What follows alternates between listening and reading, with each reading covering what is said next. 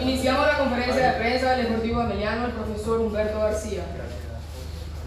Hola, profe, buenas noches, felicidades por el triunfo. Gracias. Buen planteo, buen partido. Me imagino contento por el resultado porque madrugó su equipo y no sufrió en todo el partido.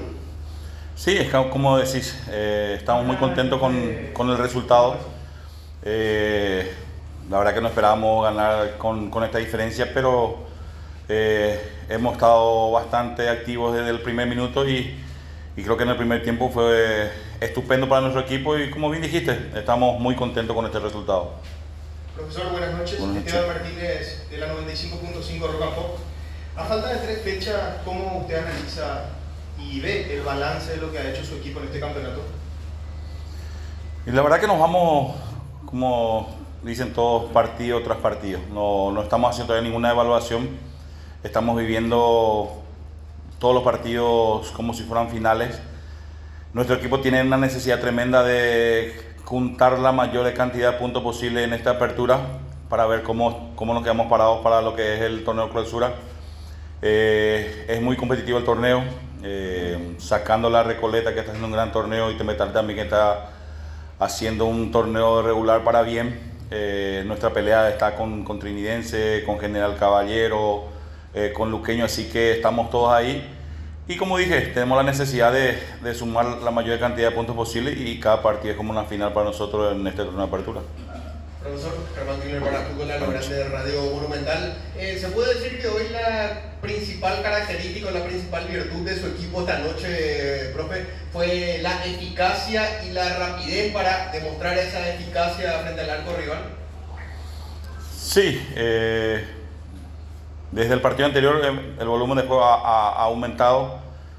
Contra Recoleta jugamos bien y como bien dijiste, faltó la eficacia para poder, aunque sea empatar ese partido. Hoy se dio. Todas las pelotas que tuvimos en el primer tiempo las hemos encaminado bien hacia el arco rival.